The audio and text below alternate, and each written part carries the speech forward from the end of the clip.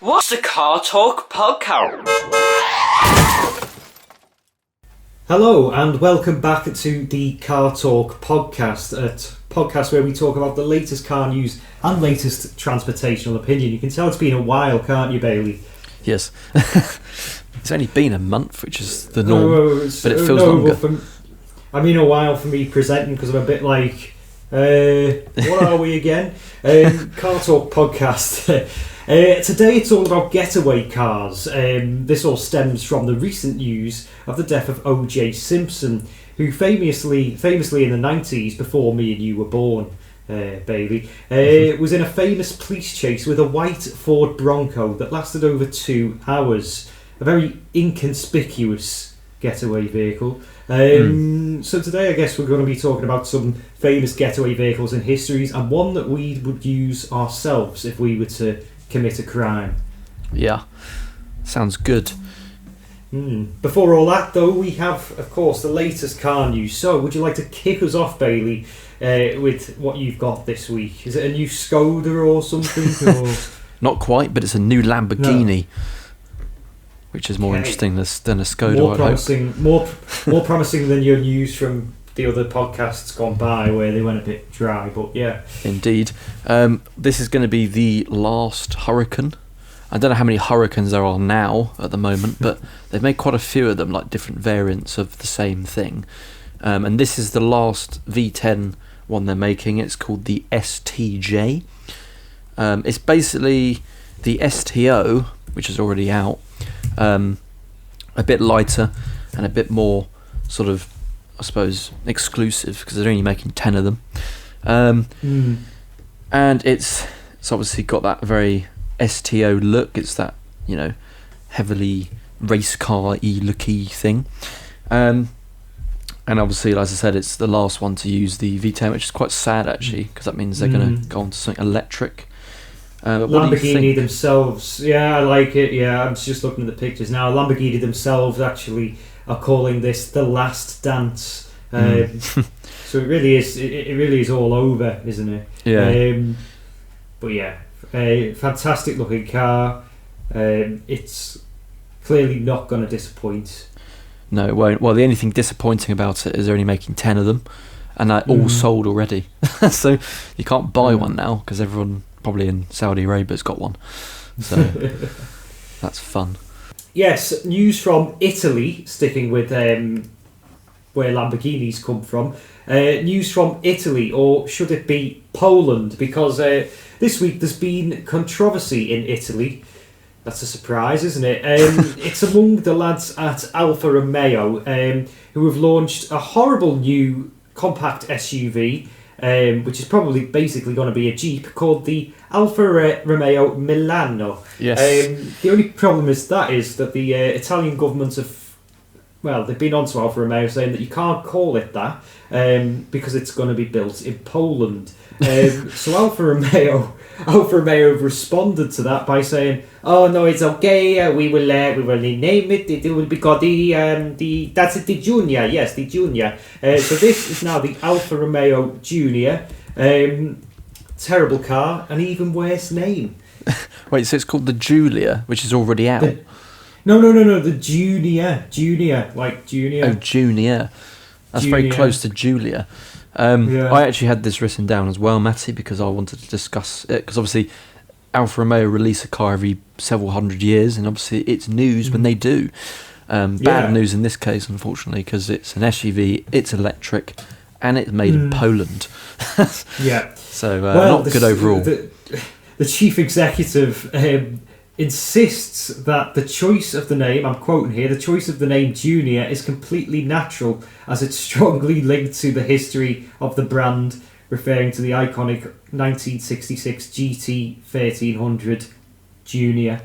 So that must have been a backup plan there. Like maybe they preempted that the Italian government were going to go off the note when they named it the Milano.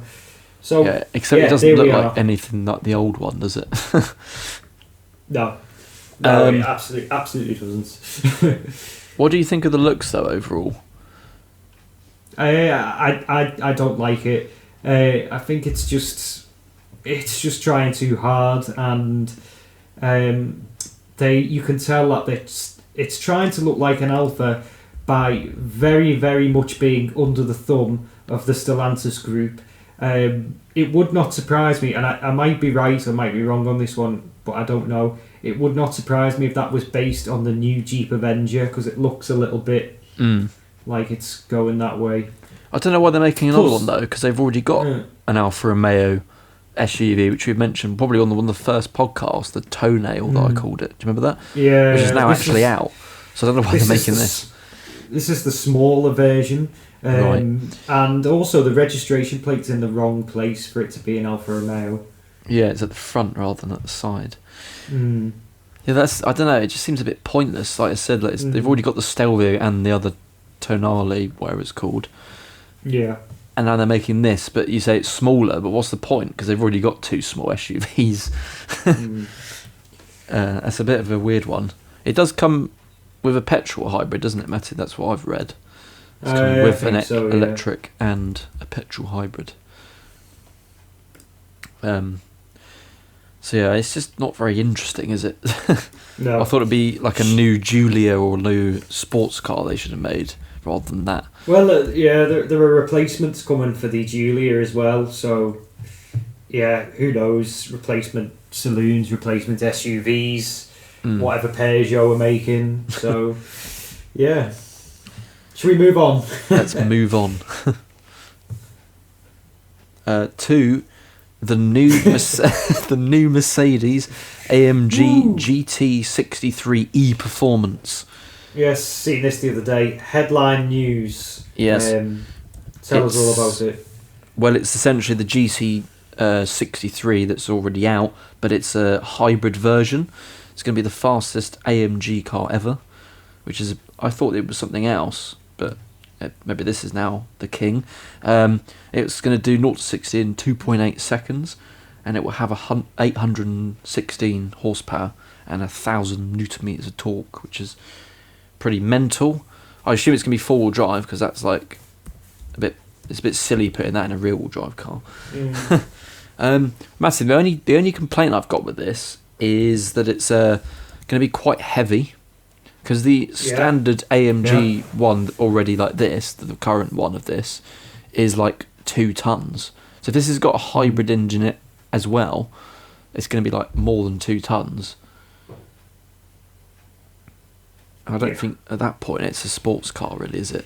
And is it going to handle well weighing 2 tons with all the batteries probably not being evenly distributed? I'd like to see actually out on a test or something how they would pull that off, but it's yet to be seen. Yeah. I don't know about the looks either. It sort of looks a bit too new.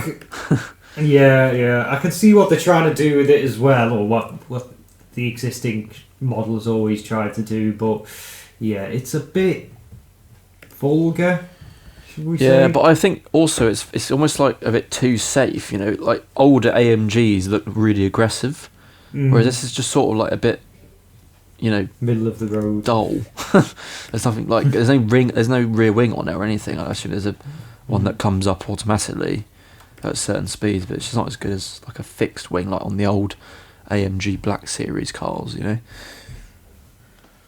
Yeah. Anyway, what have you got, Matty? I've got this week. Have you heard of the magazine Gentleman's Quarterly? Yeah, I think so. Well, it's called GQ, British GQ now, and it's a magazine that I occasionally get. It's about watches, fashion, cars. That. And I occasionally get that, and it came up the other day, an intriguing headline, which is a magazine meant to be for the modern man. Inside GQ's big VIP dinner with, and can you fill in the blank? Who do you think Gentleman's Quarterly's big VIP dinner was with? Is it a car brand? Yes, yeah. Rolls Royce? No, not Rolls Royce. Vauxhall? No. Mercedes? No. I'll put you out of your misery. It says here, a behind-the-scenes look at GQ's night out with Peugeot. I knew it was going to be Peugeot. That was going to be my next guess. Could you think of anything worse than going to a big VIP dinner with Peugeot, the bosses from Peugeot? They'd just be so boring, wouldn't they? Well, just we say like, oh, hey, did you see on the Auto Express website our new car deal of the week? £2,000 deposit, £200 a month on a free 008 because there's a new facelift coming out. Like, it just be, why are they going to dinner with Peugeot? These are people that wear nice watches and dress well, drink good coffee. You would not see these people in a Peugeot dealer or driving a Peugeot. It's uncanny. I can't believe it. There's even someone here stood next to a Peugeot E2008 and he looks like the world is on his shoulders because he doesn't want to be there. I'm going to actually put this picture in so you can include it for our listeners in YouTube. It's unbelievable. I mean, I don't know if you like the new Peugeots, Matty. Like, some of the new Peugeots actually look quite good. They look quite classy. So maybe that's why they've made like a dinner with them. But I think as the brand, yeah, I get what you mean. It's very like... yeah, he just looks a bit out of place there, doesn't he? Does he want to be there? No, he wants to be at a punk rock concert. Looks like. That's quite funny. So there we go. That's Peugeot. Now, news from Jeep. Sorry, I was just waiting for an applaud there. News from Jeep. I've got to give Jeep some credit where credit's due, because we do slag Jeep off an awful lot on this podcast. But one thing I will give them is that they do have some exceptional names for their cars, like Cherokee, Renegade, Avenger. You know, they're all like proper good, hearty names. I'm going to run this one past you, Bailey. Yep. Official new Jeep Wagoneer. Isn't it like it doesn't have the same? No, but there is an old Wagoneer. There is an old Wagoneer, but it just doesn't seem to sit well with me as. No, it's a bit out of place compared to the others, isn't it? It's just not as forceful and as strong sound, and it just sounds a bit like. Just reminds me of the Suzuki Wagon-R, to be honest with you. But I know the Wagoneer came before the Wagon-R. It's very long, is what I've noticed. It's a very big car. It's a good-looking car, though, isn't it? Do you think? I don't know. I do. I think compared to what at the front, I think the front looks decent. Yeah. It looks more Dodge though than Jeep. A bit more American. Yeah, it's the front's good. It's just a bit too long, you know. It's sort of, it kind of looks like it's balancing on not enough wheels. I think it's not as good as like the Cherokee and all that sort of stuff. Yeah. And finally, we should get this one out the way very quickly. There is a new Vauxhall Corsa Yes edition. It's the cheapest Corsa you can buy. The Corsa Yes lowers Vauxhall's petrol-powered Super Mini to a price of £18,505. Now, Bailey, the Vauxhall Corsa Yes. I'm not interested in it. Okay. It's time to move on to our theme then. You may have read in the news recently, big news, O.J. Simpson has finally died. Do we think he was guilty? He probably wasn't he? Yeah, most likely yes. Yeah. Anyway, he's dead, and that got us watching and rewatching the iconic 2.5 hour, well, I didn't watch all of it, but there was a 2.5 hour chase with O.J. Simpson and a few other people in none other than a white Ford Bronco. You've driven a Ford Bronco, a modern one, haven't you, Bailey? I have. It's not the proper one with the 6-cylinder, but the sport one, which is actually less of a sport than the normal one. Makes no sense. It's just the Americans, isn't it? But it's actually all right. Yeah. So the one that he was in that wouldn't have been a particularly sporty car, would it? No, but it would have a V8 in it, which is better than the new one. Really? Right, Yes. okay. That explains a lot, because I was watching the chase and I was thinking, well, how have they not caught him yet? He's in a Ford Bronco, which I just thought was just I just thought it was like a Land Cruiser rival or something. You know what I mean? The 1970s one isn't very fast. It's got a V8, but it has like 10 horsepower. You know, when that time, like, you know, of cars, when they made those massive engines, but only squeezed like 10 horsepower in it. It was like that. I am keen for you to go first with your. Or hopefully you've got a few. How many have you got? Ideal Getaway cars? I've got a couple of options. You don't want to give them all away, because no. Then if you do get caught, they'll know which car. Well, yeah, that's the thing. So I'll just say like my top 3, and they can just decide which one it would be. Yes. So I think I would probably mainly go for a saloon car, because it blends in.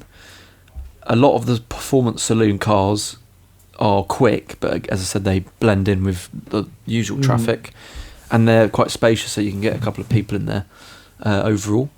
So something like an Audi S5 or S8 or something like that would be ideal, or like an M5, BMW M5. Yeah, one of those sort of cars. You're talking my language. You've also surprised me.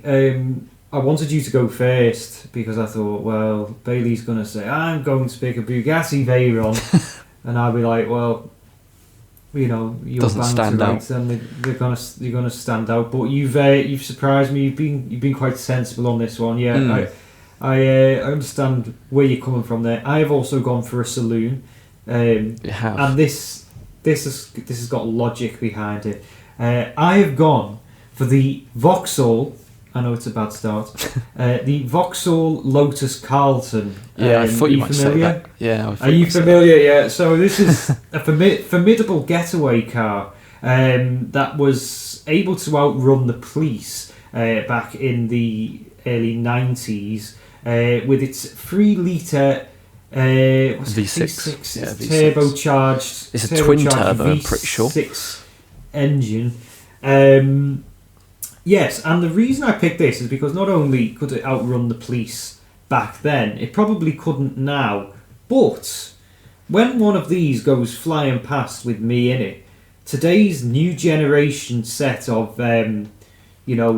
wokey-pokey police officers who haven't really got a clue, like, well, they'll say, okay, yes, the cars just went past there. Well, what car was it? It was, what is that? I don't really know, because there are no Vauxhall Carltons left, and they only made about 200 and odd Lotus Carltons back in the day. So like I would be practically invisible, and by the time they've got off their arse and concluded, what car it could be, I'll be on the. What are those islands called where you avoid tax and that? I'll be there anyway. What, Guernsey and Jersey, whatever it's called, the English ones. No, the other the ones far away where like the Amazon and that have like headquarters, so they don't have to pay tax. I don't know. Like the Cayman Islands and that. Oh, the Cayman Islands. I think that is a good choice actually, because like you said, Thank you. It's you kind of get confused whether it's a Lotus or a Vauxhall, and I think as you said, the modern police or what it is at all. You know what I mean? Yeah. So I suppose that's very smart of you to think that. Actually, I was also thinking of like, it depends on what you're doing to get away. Like if you're robbing a bank, I feel like a big pickup truck with like a V8 in it would be sick, because you can fit all the money in it. Whilst being, probably going off-road in it, if you put some chunky tyres on it. And then they're actually pretty quick, at least, drive away from the standard police cars. I was also thinking of like a Ford Focus RS, because that would be, again, blending in with traffic a bit more. Possibly, it's just a great car. Well, I was also thinking about other possible scenarios where your Carlton or your saloon or whatever may not be suited to. I'm bringing it back to Italy here with the Car Talk podcast. What I if see you where were this in? is going. What if you were in built-up Italy, where there's all like narrow streets and it's a maze and the houses and things like that? You would need a car that would be able to fit through all the gaps, but also a car that was fast. Now, I have had an epiphany, Bailey. Right? This is a big one. This is important. Are you ready? I am. You know the way we always have talked about when Brabus releases a version of the smart car and we're like, who would buy this? What is this for?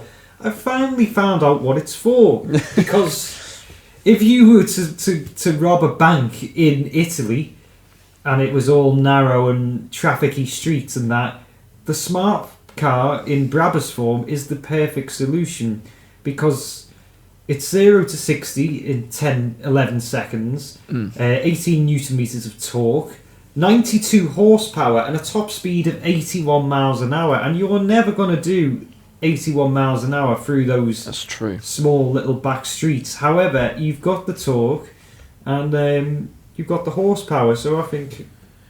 I can beat and it's you a on smart that. car. Yeah, so go on. I've got two options that might be better than that. One of them is the Citroen Ami, because it doesn't have to go on the road. It can go downstairs. It can go on pavements and stuff. So again, that sort of wins in that sort of area. Also, but it does only go 30 miles an hour. Yes, I know that. That's the whole why point is that you've got to get away. How do you get away? And it'll probably run out of charge as well. But my second option is an Aston Martin Signet.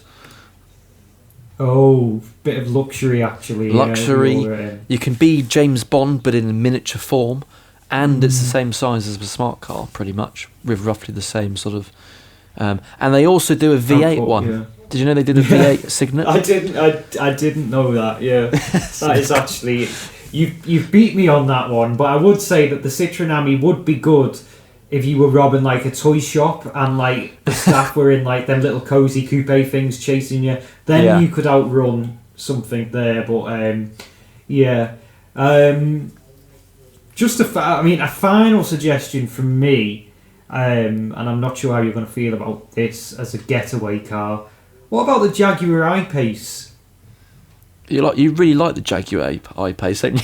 Well, 0 to 60 in 4.8 seconds and a top speed of 124 miles an hour, and it just goes like it's just.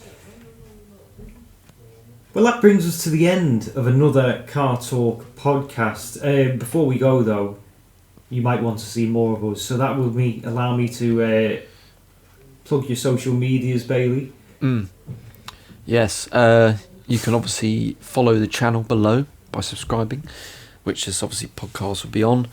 And you can follow us on TikTok, which is carculture_YT, or that's probably the Instagram actually. And then the other one is it does change every month. Doesn't it doesn't change every month. I just forget.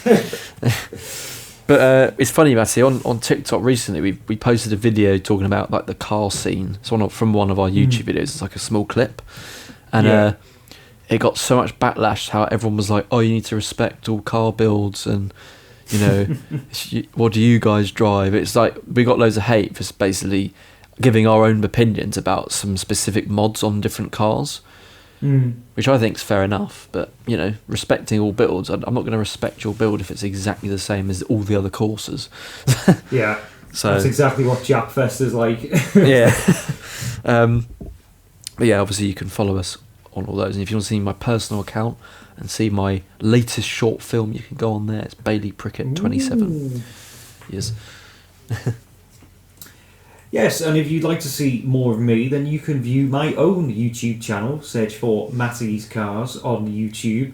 Alternatively, you can follow me on Instagram, Matty's Cars YT. And if you would like to see me in London, then you can follow my personal Instagram. I've posted for the first time in a while, Matsgram99. I think that wraps up then, doesn't it, Matty? Cool. Yeah. This month. We'll try and get a guest on next month, even though we say that every month. I feel like it's really difficult to get guests on now that we haven't got before, rather than recycling them. yeah. We'll try. We'll keep trying. Hopefully by the end of the year we'll have someone on.